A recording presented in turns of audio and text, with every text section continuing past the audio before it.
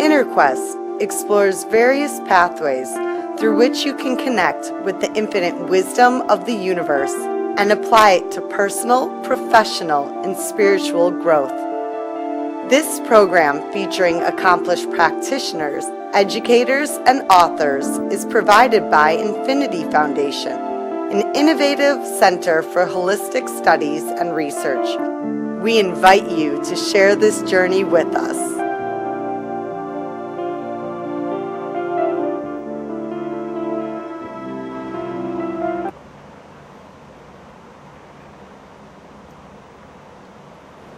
Hello, welcome to Inner Quest. My name is Jay Stone, your host for today, and to my right is Dr. Mary Farhi. Welcome, Dr. Farhi. Thank you. And her husband, Miguel Latronica. Yes. And we're doing our second interview on their book, A Light from Within.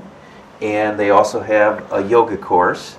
And it's has 7 major sections to it, or limbs. And we're now going to talk about the PEIM, Yes. or as Miguel likes to refer to as a person's personal mantra. Yeah. So, or mandala. Personal emotions imprint map, which in the end becomes one's personal mandala. Exactly. Okay. Yeah. So explain what we're looking at here. Okay.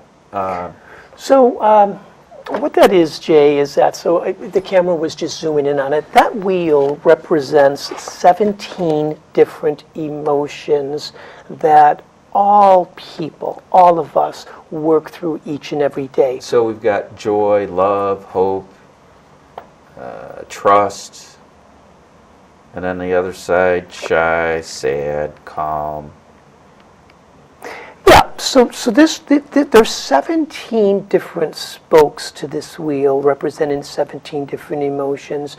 They're positive and negative emotions such as joy and sad, anger and fear. So wouldn't some of the emotions be positive in one context and negative in another? Yes. For example, like anger. Let's say if somebody was trying to do something to a child and Yes. and it was inappropriate and I got angry and I said something. Yes. Wouldn't that be a positive use of anger? Well, that's the thing, is that we all have different realities, and that's the whole point to the book, Jay, and that's the whole point of working through the book, because it is a workbook and journal, just as if somebody would journal. As a matter of fact, I'm going to get to that one second. This journal is the first of its kind because there's 102 questions. You see your PIM wheel that we just showed you? Yeah. All these colors on this wheel represent how often it is that you default, or the person using the book, how often they default to using certain emotions and the intensity of those emotions. So it's self-rating. So the thing about this is that there's 102 questions in here, and every time somebody dialogues and works with the question, they circle one of the 17 emotions that are associated with that question. Okay, could you give me examples of some of those questions? Well, sure. So if you hold that up and you turn to page 24 and 25, okay? So turn to page 24 and 25. Okay, 24, 25. This would be really great. Okay, I see the.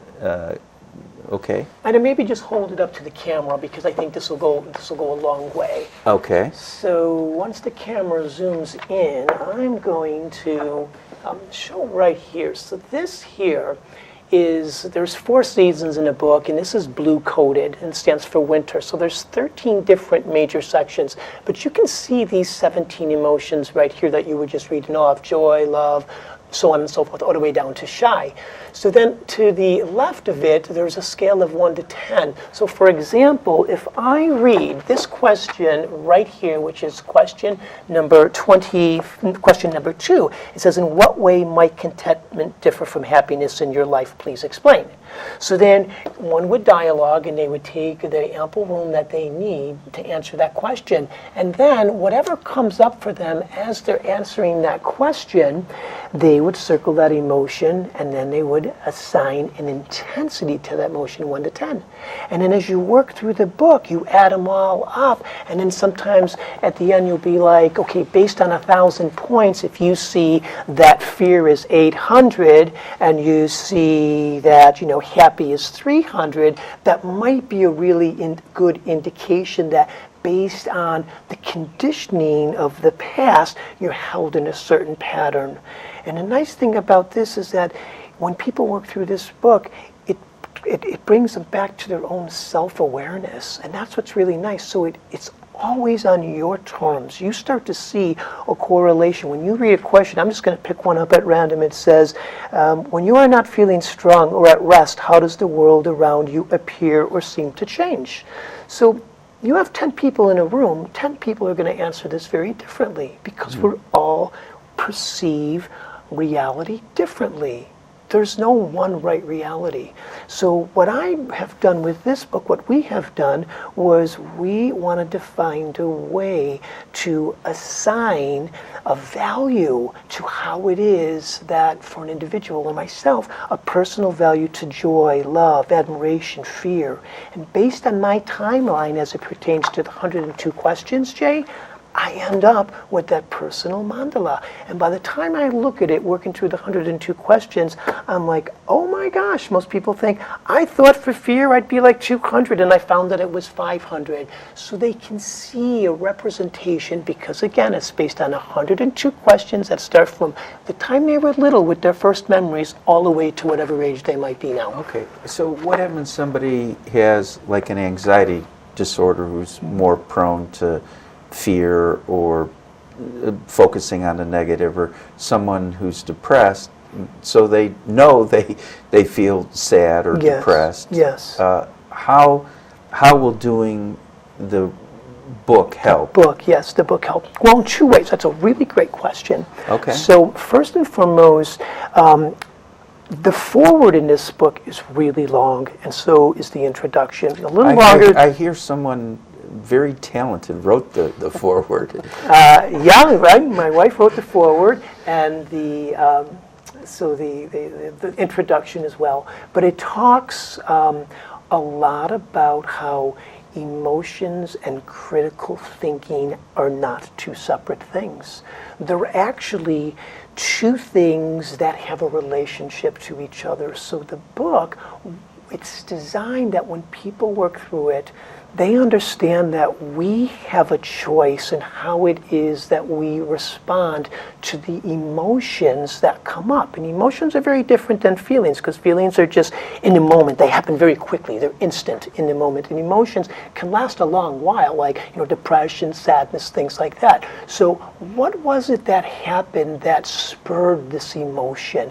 What made it so strong? So the book, it asks you these questions in a step-repeat fashion that little by little you start to see, oh, I've answered this question and 5 others, and the first thing that came up was, we said fear.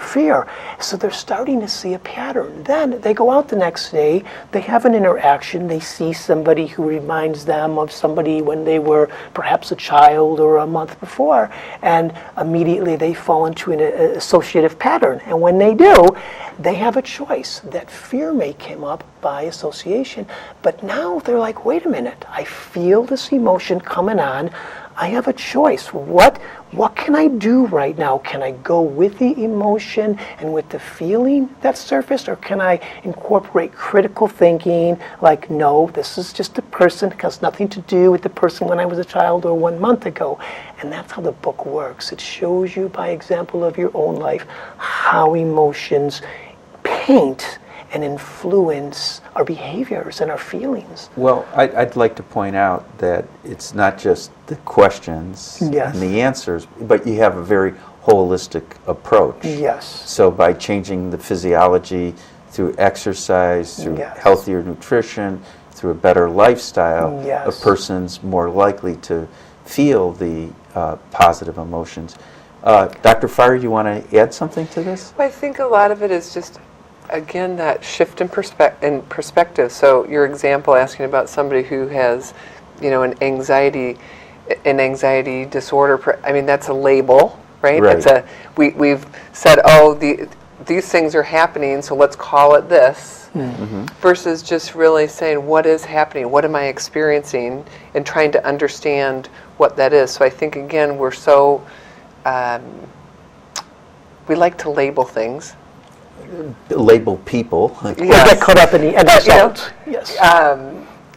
As one of my teachers used to say, name it, blame it, tame it. But so I think we tend to do that, and what the book is doing is really helping people to shift into more mindfulness. So we talk a lot about using mindfulness, being present in the moment without judgment, because it's not judging.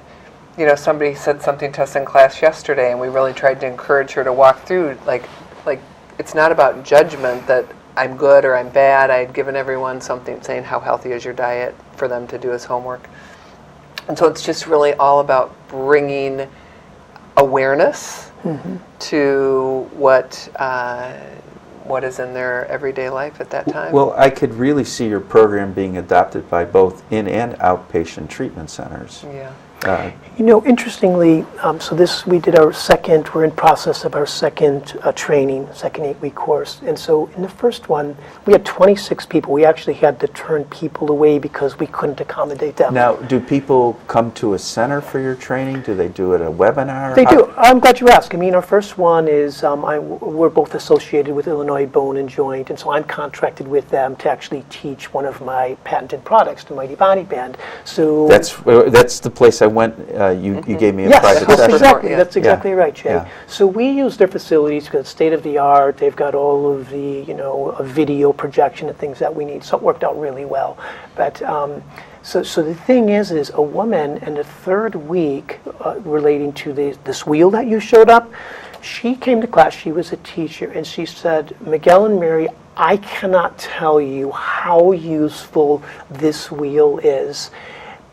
Mary, why don't you finish? And let's so she actually is a first grade teacher, and she said after our first couple of weeks of when I was working through this, she said I Xeroxed it and I gave it out to my students from the book, and I asked them to fill it in with where they were that day, and she said it was so interesting because she said I identified kids who had concerns, who had sadness, who had different things that I was not aware of. So I was able to give them that extra support. And all the other teachers started using it. And now they Xerox it when the kids come in. The first thing they do, they grab their crayons, they grab one, and they can fill it out. That's awesome. And just to start the self-reflection and the self-awareness at age 6 is pretty amazing. Right. So, but let's suppose adult fills it out. Does this person show it to you two? Does does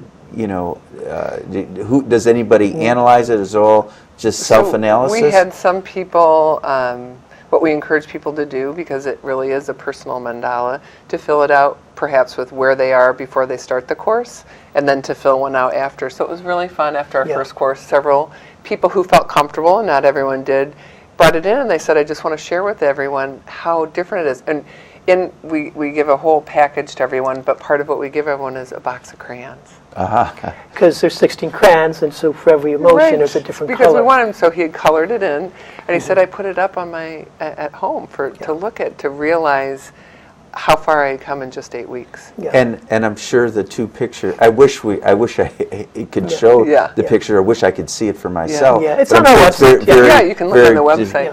Oh, okay. So, and to piggyback with what Mary was saying, one of the things is that we're working on webinars for next year. So by January, we'll actually have this 8-week course so that people from all over the world can actually do this 8-week course. And this is the thing, from the very beginning of the maybe a year before publishing this, okay? So it took me 13 years. I started this book 13 years ago. And then 1 year before it was published, which was just last year, we both started a blog for this book. So it's called thelightfromwithin.net.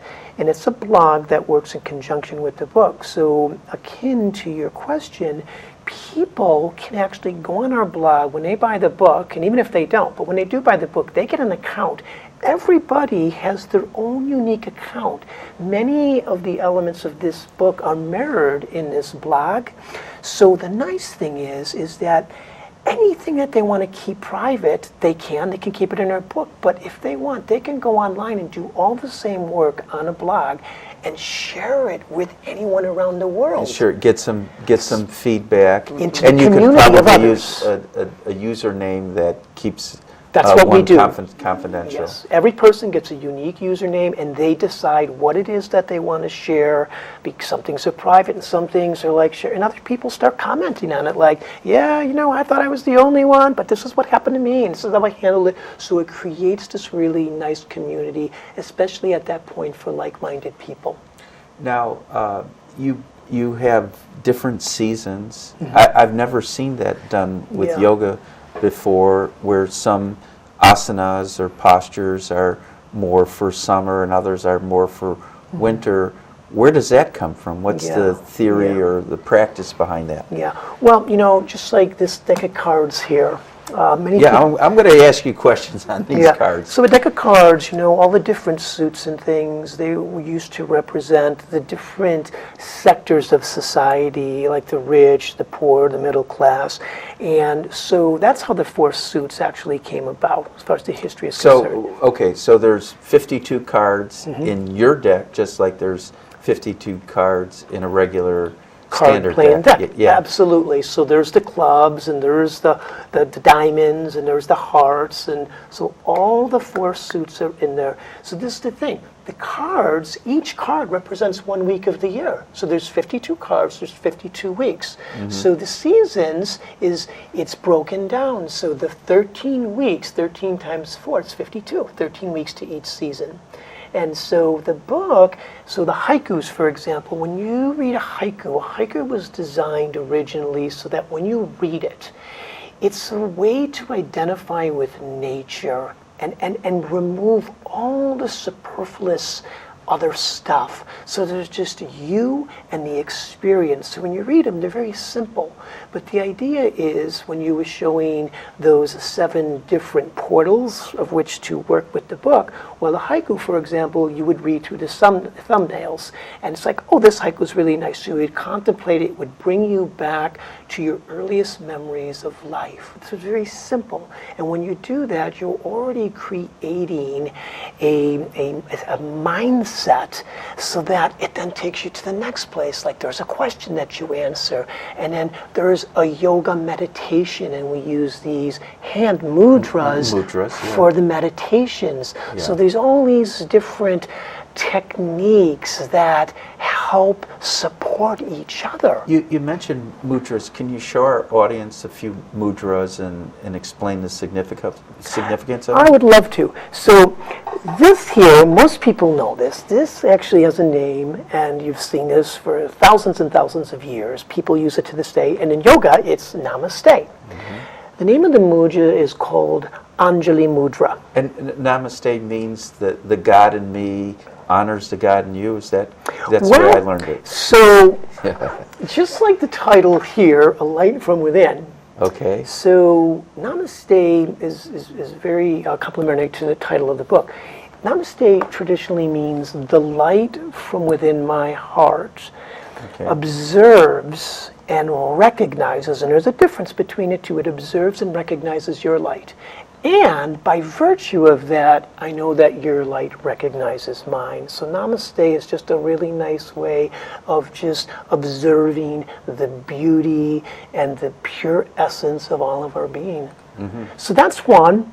So there's so many. This is called Shiva Shakti Mudra.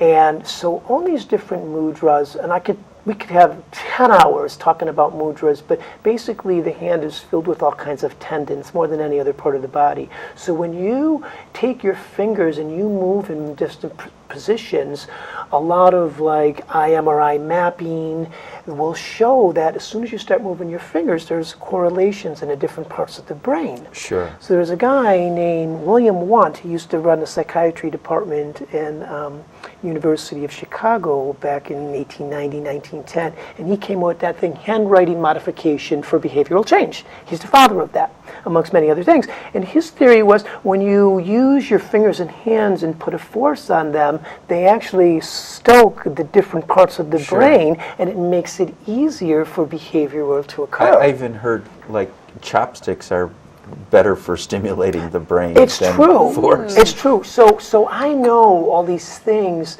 just through all the years. Mary and I, we've researched them, and so it was really nice. We know that if nothing else, and this is the thing, it's a way to distract the mind. So in a way, I don't even get into the science at all. It's a way to distract the mind. So when you're meditating for 5 minutes, you're focusing on this, you're focusing on the sensations of the breath, and it gives you more bandwidth. Okay, can you just say, this is a yoga mudra, right? Yes. And what would this one be called, and what would some of the effects? And by the way, I'd also like to say, when you do the mudra, there's the intent that one is putting out there. Yeah.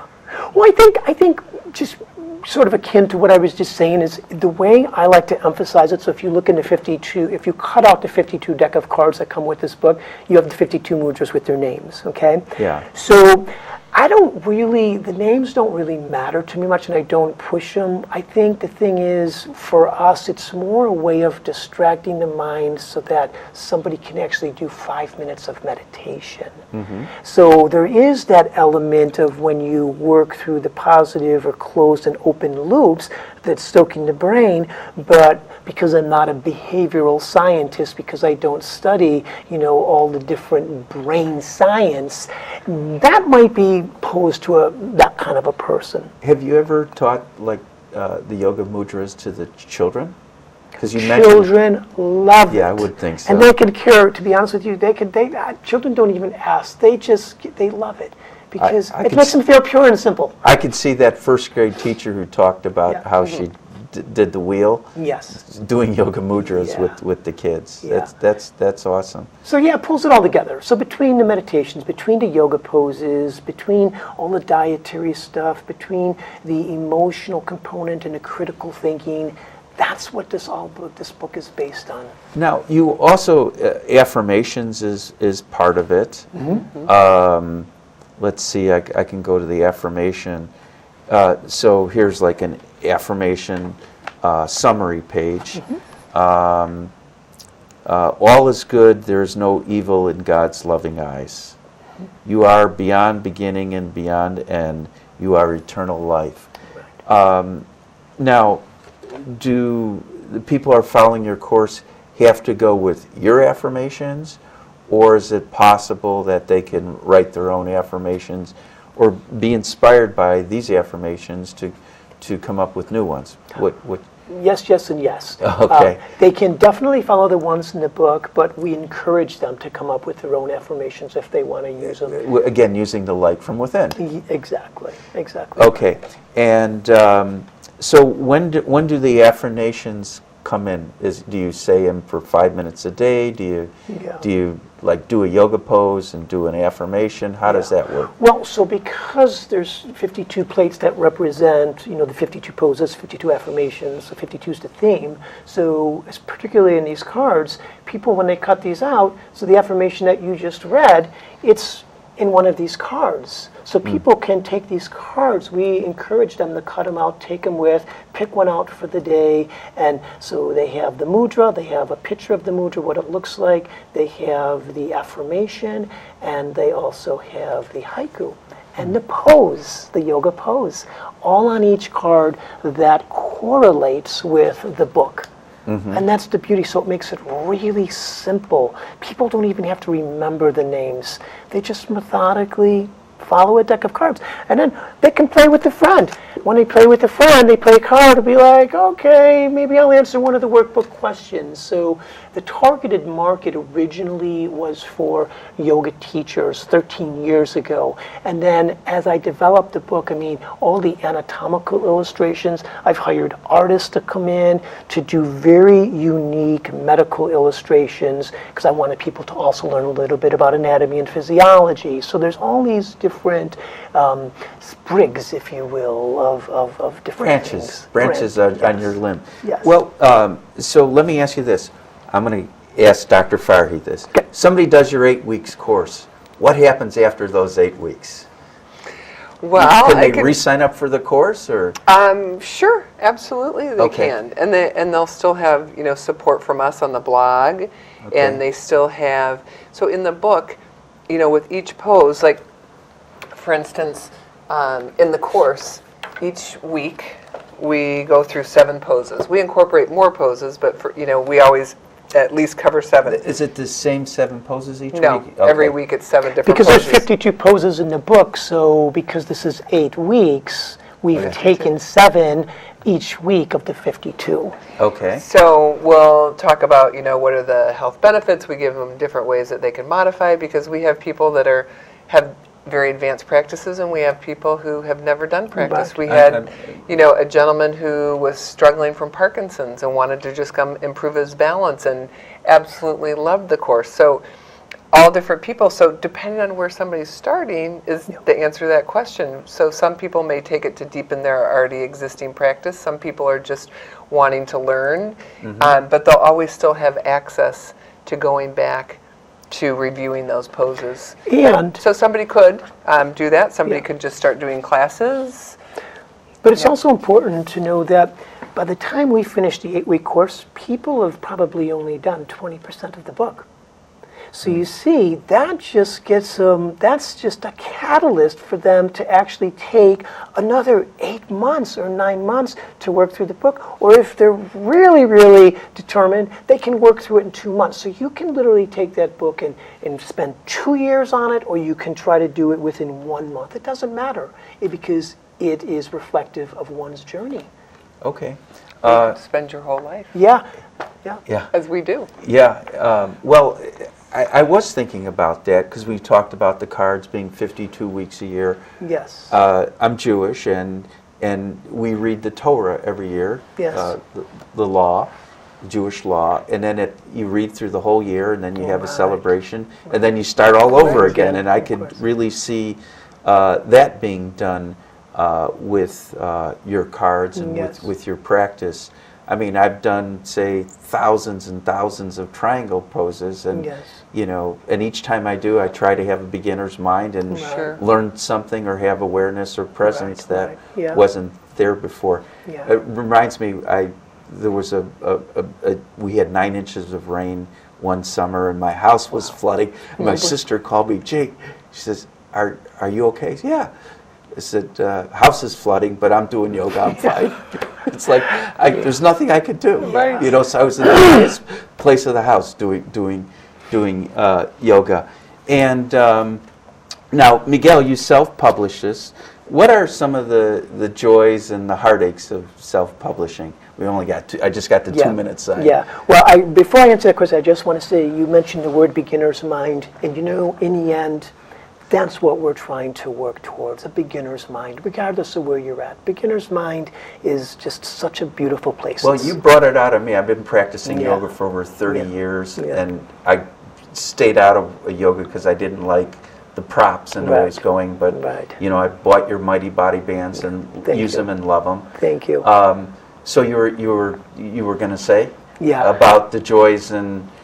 So it's been such a beautiful process, I think, for both of us. I've worked with about 5 different editors, and I've learned a lot about the editing world, because if you have one book and you have 100 editors, you'll have 100 different takes on it. So I would say, if somebody was saying, what's really good advice, to really take your time and try to get it right. But it doesn't have to be 100% right, because you can always it's never finished. It really isn't. And I think that's really interesting. But when you learn so much about the publishing world and what it is, it's such a beautiful process. I'm going to have to stop you there. Well, we've been listening to Dr. Mary Farhi and Miguel Latronica, and there is a part 1 to this program, so please visit Infinity Foundation. For more information, also visit Infinity Foundation. Wish you good health, good spirits, good fortune. For more information about this show, our guest, Infinity Foundation, or any of our other programs, please visit our website, infinityfoundation.org, or call us at 847-831-8828.